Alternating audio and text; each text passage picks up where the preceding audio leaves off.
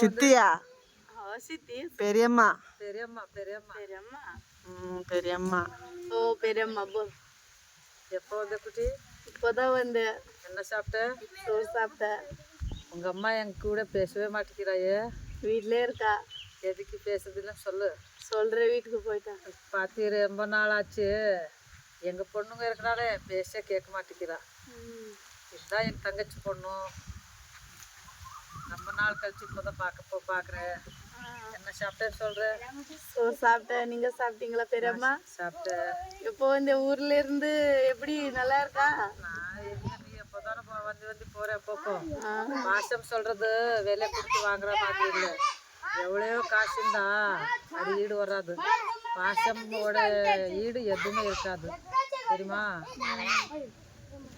அப்பப்போ ஊருக்கு வந்து போங்க, நானும் இங்கே வருவேன். எல்லாம் சொல்கிறான் நம்ம அம்மா களியில்